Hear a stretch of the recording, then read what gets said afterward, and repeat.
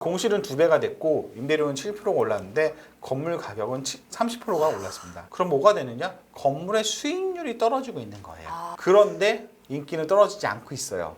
이건 이게 뭔 문제죠. 상황? 드디어 꼬마 빌딩 시장에도 특정 지역을 중심으로 하는 양극화가 벌어지기 시작합니다.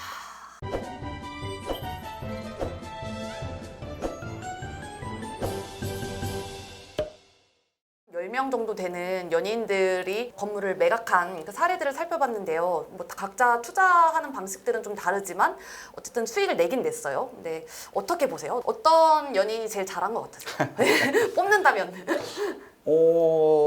저는 한예슬님을 아니 이상형 말고 투자를 잘하신 분. 그러니까 네. 의도하진 않았겠지만 운이 굉장히 좋았고요. 그러니까 시기를 굉장히 잘 탄 거죠. 2018년 매도 시점도 괜찮았고 네. 2021년에 그러니까 매각 시점도 굉장히 괜찮았습니다. 그다음에 비용을 들이지 않은 상태에서 네. 적절한 시점에 적정한 부동산을 적절하게 판매했다. 아무것도 안 했다기보다는 뭐 손 안 댈 만한 건물을 사신 거죠. 이 정도면은 손대지 않을 만한 건물들을 적당한 가격에 매입을 해서 적당하게 운영을 하다가 매각한 뭐 그렇게 보시면 될 것 같습니다. 네. 저도 물어봐 주실래요? 어떤 투자가 제일 인상적이셨나요? 저는 용감한 형제. 9호선 개통 전에 그 입지를 좀 잘 잡았던 점. 그래서 지하철이 되게 중요하잖아요. 항상 부동산에서. 그래서 그 부동산 입지적인 것을 안목을 좀 잘 발휘해가지고 건물을 잘 고른 것 같고, 용감한 형제면 소속사 때문에 어쨌든 건물이 필요했을 텐데 그 건물 임대료를 아끼면서 사옥으로 활용한 점이나 예쁘게 건물 지으면서 또 가격도 올려받은 점, 이런 것들이 좀 용감한 형제 월드스타를 키워낸 안목과 닮지 않았나. 회사를 직접 운영하고 있고 내가 네. 임대료를 나간다면은 저런 방식이 가장 이상적인 건물 매입 방식이라고 볼 수 있을 것 같아요. 연예인들 뭐 생각보다 그렇게 우리가 매각 차익을 많이 보진 않았다라는 것까지는 알겠는데 그래도 많이 벌긴 많이 벌었네요. 그렇죠? 많이 벌었죠. 지금 굉장한 부동산 상승기입니다. 네. 그러니까 우리가 여기서 이제 무슨 이제 시그널을 얻어야 되냐, 사실 그게 더 중요한 건데요. 저분들이 얼마를 벌었다, 얼마를 벌지 않았다, 그 금액이 높다 적다가 사실 중요한 건 아니고요. 과연 꼬마 빌딩을 누구나 다 원하고 있고 주택의 투자가 막혀서 다 꼬마 빌딩으로 넘어간다고 꼬마 빌딩이 되게 화랑이라고 얘기를 하고 있는데 네. 이런 것들이 과연 맞는 것이냐. 임대 시장은 계속 안 좋은 상황이었거든요. 그런 네. 상황에서 꼬마 빌딩 인기가 계속 높아지는 게 과연 맞는 것이냐에 대해서 투자자 혹은 관심 있는 분들은 한번 신중하게 고민해 보셔야 되는 타임이라고 봅니다. 특히 이제 최근에 꼬마 빌딩이라는 용어들을 굉장히 많이 쓰고 계세요. 네. 이제 흔히 지금 이제 개인들이 건물주를 생각하시면은 네. 첫 번째 빌딩으로 꼬마 빌딩을 생각하고 가시는데 머릿속에 지금 있는 꼬마 빌딩은 어떻게 생겼나요?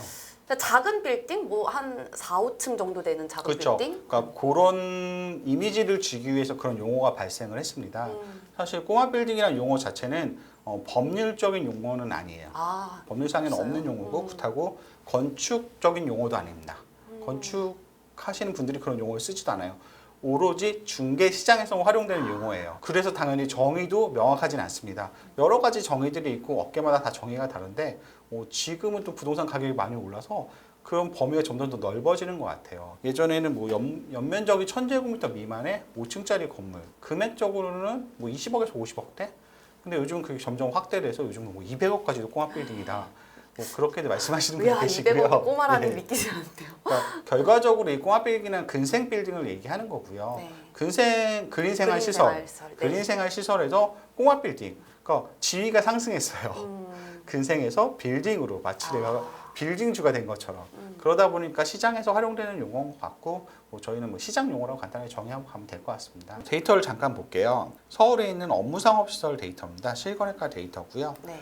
이건 면적을 저희가 제한을 했어요. 토지 면적이 825제곱미터 미만으로. 네. 그러니까 250평 미만이죠. 250평 토지 면적이 250평이면 꼬마 빌딩보다 좀 클 수는 있는데 네. 개인이 접근할 수 있는 면적을 감안했을 때 그렇다고 보고요. 네. 그랬을 때 거래 건수는 2016년에 4,300건에서 작년에 3,200건까지 거래 건수는 계속 줄어들고 있습니다. 2018년이 생각보다 저점이었어요. 거래량으로는. 그러니까 연예인들이 어느 때 매수를 했느냐? 인기가 없을 때. 그럴 때 매수를 한 거죠. 가격은 어떻게 됐느냐? 토지를 기준으로 평당가인데요. 네. 가격은 지금 계속 오르고 있죠.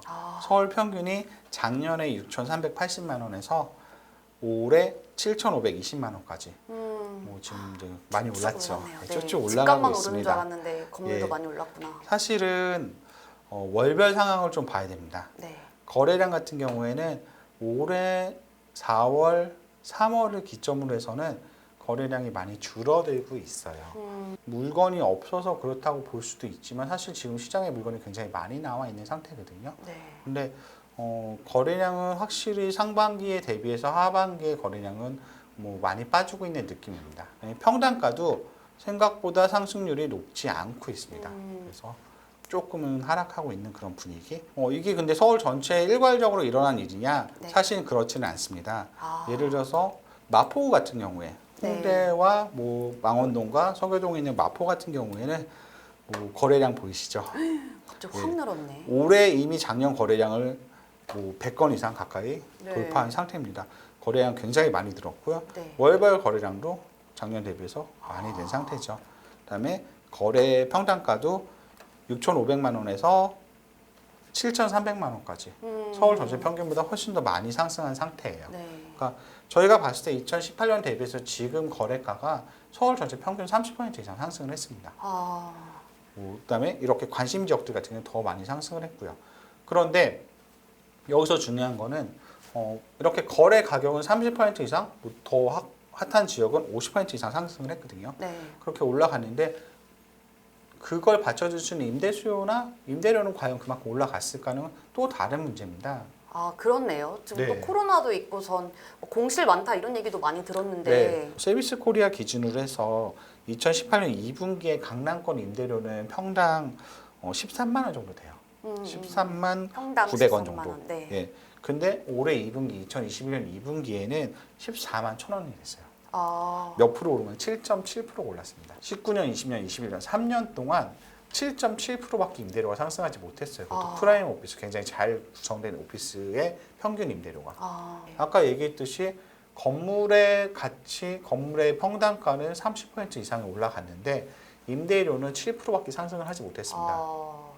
갭이 굉장히 많이 발생을 했죠. 네. 또 아까 말씀하셨듯이 공실률 같은 경우에는 평균 6.8%에서 네. 같은 기간에 12.7%로 두 배가 올랐죠. 그럼 임대료는 많이 올려받지는 못하는데 공실은 또 많이 남은 이런 상태가 되네요. 저 공실은 두 배가 됐고 임대료는 7%가 올랐는데 건물 가격은 30%가 올랐습니다. 그럼 뭐가 되느냐? 건물의 수익률이 떨어지고 있는 거예요. 아. 예전에는 수익형 부동산이라고 해서 가장 대표적인 게 이런 꼬마 빌딩들이었거든요. 네. 아까 우리가 생각했던 건물주들, 월세를 꼬박꼬박 받는 건물주들의 모습이었는데 네. 그래서 간물주라고 얘기를 네. 하잖아요, 흔히들. 그렇게 월세를 꼬박꼬박 받는 그 월세 비중이 내가 투자하는 비중 대비 굉장히 낮아진 겁니다. 아. 요즘 매물들을 보면은 1.5%, 2% 수익률이 그래요. 아, 그래요? 네. 그러면 이거 예금하는 거랑 뭐 별 차이도 안 나네요. 그렇죠. 예전에는 5%, 6%의 수익률을 받기 때문에 예금보다 좀 낮기 때문에 투자를 하실 수가 있었어요. 네. 근데 지금은 수익률이 1%, 2%. 경기도 외곽권을 나가도 3%밖에 안 나오거든요. 네. 그런데 최근에 금리 인상 소식이 계속 들리고 있죠. 임대료를 받아서는 네. 대출금도 못 내는 시장이 된 겁니다. 또 뭐가 있냐? 아까 얘기했듯이 내가 단순히 투자 비용이 건물에 대한 투자 비용만 있는 건 아니에요. 뭔가 시설 비용도 계속 들어가야 되고 관리 비용도 들어가야 되고 혹시 임대인이 나가면 그 리스크도 감수를 해야 되고 네. 그런 비용들은 계속 증가하고 있는데 공실률이 증가했으니까 네. 근데 임대료는 계속 떨어지고 있고 아. 그러니까 예전만큼의 수익률은 보지 못하고 있는 것은 명백한 사실인 것 같습니다. 아. 그런데 인기는 떨어지지 않고 있어요. 이건 뭔 이게 문제죠. 상황이지? 예, 드디어 꼬마 빌딩 시장에도 특정 지역을 중심으로 하는 양극화가 벌어지기 시작합니다. 여기저기 다 양극하네요, 부동산이.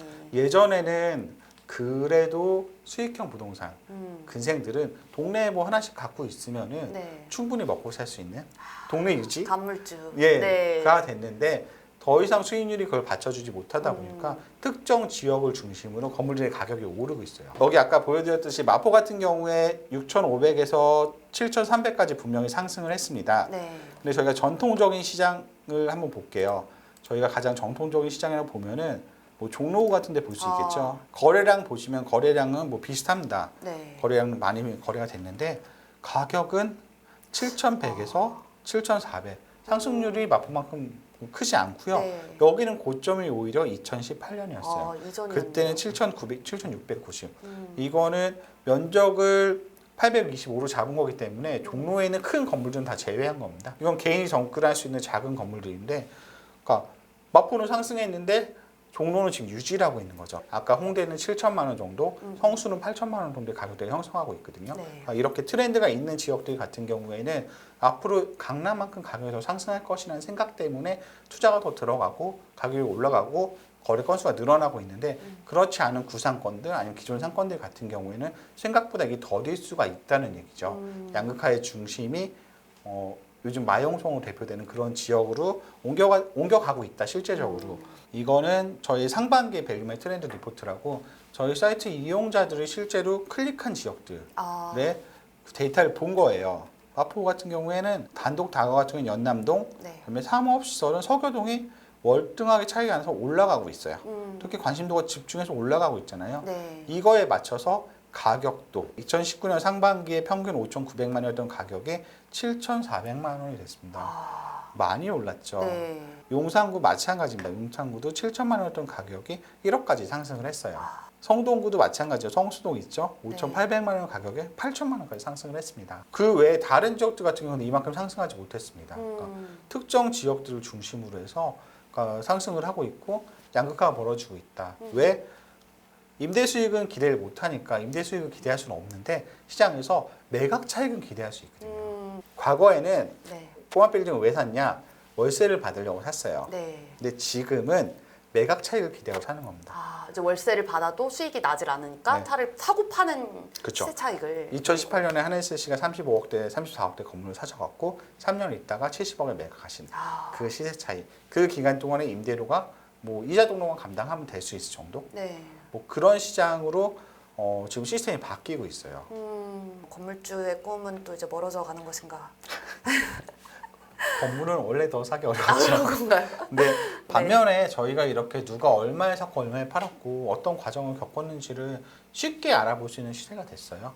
예전에는 이런 정보들이 특정 사람들한테 독점이 되어 있었는데 뭐 이런 정보들이 그나마 접근이 좀 쉬워졌기 때문에 또 아까 얘기했듯이 많은 시스템들이 들어왔기 때문에 오히려 적절한 분석 능력과 적절한 자금이 있다면은 뭐 접근이 더 쉬워지지 않았나 그런 생각도 일고 있습니다. 물론 금액이 많이 오르긴 했지만 네. 예. 단순 매각 차익만 볼 게 아니라 거기에 투입된 금액이나 그리고 그 기간이나 뭐 세금 뭐 이런 것도 같이 고려를 해서 그리고 지금 현재 임대 시장 분위기도 확인을 하고선 투자를 해야겠네요. 네, 맞습니다. 오늘 이창동 팀장님과 함께했습니다. 네, 그럼 그 마무리. 금 마무리.